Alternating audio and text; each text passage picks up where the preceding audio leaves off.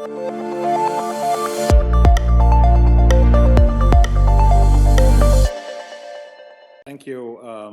you for this very, very kind introduction. And I must say also heartfelt thanks to Ben Fettler of mentioning us as Luxembourg CybExer partner and part of that community. I think this is a very special program. We are extremely proud and motivated of being part of it.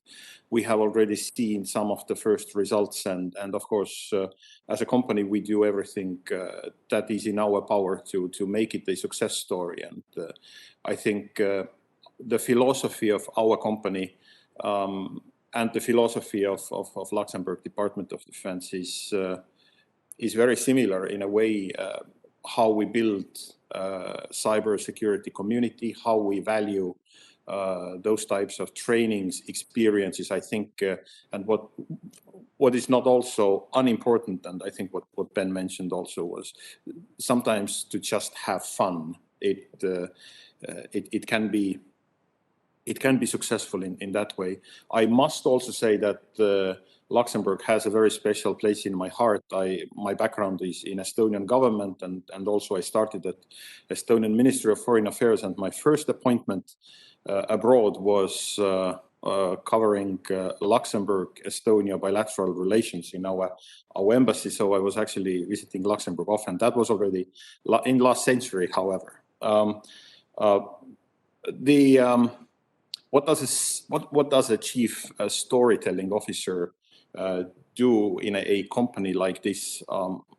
My job is to create scenarios and create a look to the world, what we are living right now, and I would like to share just a couple of stories and tie it into our CybExer philosophy. I'm not going to talk about the product too much, but let me just bring you a couple of examples of where I think we are. In April 2017, I was pitching a scenario for a customer who was running a large-scale exercise in the end of April, and it was 2017. And in our pitch, I very strongly suggested to include a ransomware attack against hospitals. And the client declined, saying that it's too far out there and it is too far-fetched. Now, what happened a week after, or 2 weeks after the exercise, 12th of May 2017, was a first significant ransomware attack against the major health provider, which was UK National Health Service. So this is somehow a bittersweet memory. Of course, as at an expert level, it's good to be right with the scenario, but of course, at the expert level, it's also a little bit sad to be missing out the opportunity to train on multinational level on an attack that is bound to happen in 2 weeks' time. 1 year ago, I was in Ireland explaining the same thing. Irish National Health Service had gone through the same attack now a couple of years later. And a dangerous trend has risen there. One of the members of the audience asked me, perhaps we are too far with digitalization. Perhaps we should be not doing it because we are suffering those attacks. And our response is that no, digitalization, digital transformation is a technological megatrend. We are going to have to do it if we in the Western Hemisphere are not going to do it. If we are not moving forward, then somebody else somewhere else is doing it and we are dependent on it. And cyber attacks is just a byproduct of it. It's another side of the same coin, and we just have to learn to live with it. And by learning and how do we learn to live with it? Well, we have to learn. And we need to use disruptive technologies such as CybExer and actually practice them. And this is why we use this technology, why we do those learnings. It is to go along with it, with the technological megatrend. It is to go along with digital transformation. Right now, what we had was a cybersecurity exercise with international auditors, 200 auditors at the same time in all time zones. We were going through it, and it was a bizarre experience. As we were going through the exercise, another ransomware attack happened exactly as it was told in the scenario. And this is where I am sitting currently. What we see is those scenarios just unfolding at the same time as we go with the customers and with the trainings. And now we really need to be sort of careful to understand how we stay ahead of the curve. We stay ahead of the curve by breaking, let's say, 4 myths that we think still prevail in cybersecurity market, in cybersecurity technology, and I think cyber ranges can be a disruptive technology to break those myths. One of them is humans are the weakest link, and we don't like saying that.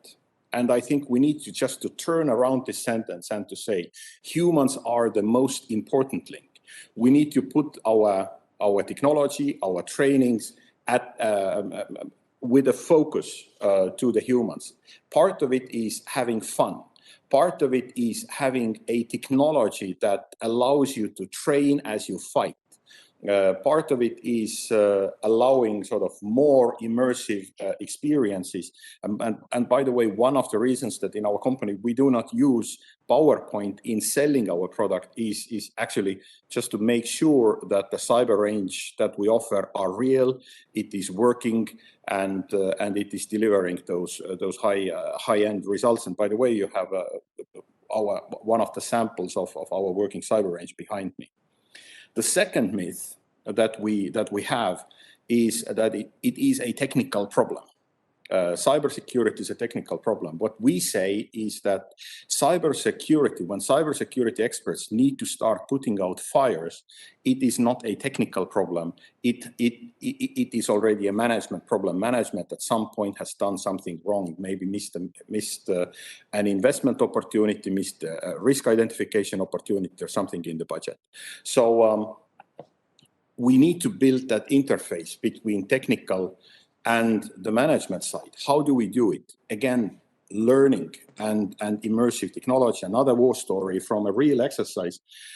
With the visualization capability that we have as we build, media into our games, because we know basically at any given time with any given virtual machine or target in our exercises where the teams are, we can also involve management side. So for instance, we had one exercise where we had management sitting in one room, technical team in another room. They go slightly by different timelines, but what happened was in the end of the exercise, one critical service was compromised. Now the management needs to take a decision: do we keep it up? Do we take it down? Now the decision making took so long that while the management was deciding about that service, our red team had escalated their privileges already so high that the technical team of the service provider was kicked out of the system. So now the management had to deal with the situation. What do we do with a service that is hijacked?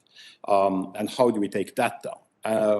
What that illustrates, it illustrates that without the technology like cyber range, you would not have that situation. If you would have a simple tabletop, the question would be, do we take it down? Do we keep it up? But you don't know that the situation can evolve so hard that you're actually being kicked out from your service. And actually, we didn't have that in our scenario. It was just something that our red team did. And it was, I think they did a wonderful job of playing with unpredictability. The second and the third myth that I think we need to deal with it, and then I can also conclude my presentation, is that it's, people say that everything is unique. Our networks are unique. Our solutions have to be unique. And to a certain extent, they are correct, because everybody has a unique set of problems. But I think I would use the expression that it's complex. We need to be able to deal with complexities, but at the same time not creating artificial obstacles or artificial complexities where we don't need to do it. So for instance, and again, cyber range collaborations, creating collaborative communities such as the program that is going on in Luxembourg is an illustration of that type of disruptive use of technology. In the end of the day, every organization has some sort of web presence. In the end of the day, every organization has some sort of internal networks, workstations, cloud instance, and whatnot. Now, our job is to make those tools available so that we understand the similarities, we eliminate those artificial commercial and technical complexities where we can, and then build cooperative resilience. This is what we also see a great value in CybExer. We can create multiple networks for multiple teams from different walks of life and run those large exercises that can include the whole society, the whole country, the whole city, a whole large corporation, and this is very very important as well. And the last point where CybExer, I think, can be very very useful is the myth and the challenge of the technical skills gap. Of course, it is a real issue, especially here again in the Western hemisphere where we are dealing with it. So how do we solve this situation disruptively? One of the stories that we have been building is to go to a younger generation. We want to make CybExer technology available for younger generation. We have created here in Estonia a format called Cyber Battle of Estonia, where we take 15 to 21-year-old kids, boys and girls, young men and women, to CybExer training, where we feel that they should be practicing exactly on the same technology as NATO countries, as sovereign countries, as defense departments. Because we don't have time to wait until these people go to universities and graduate there.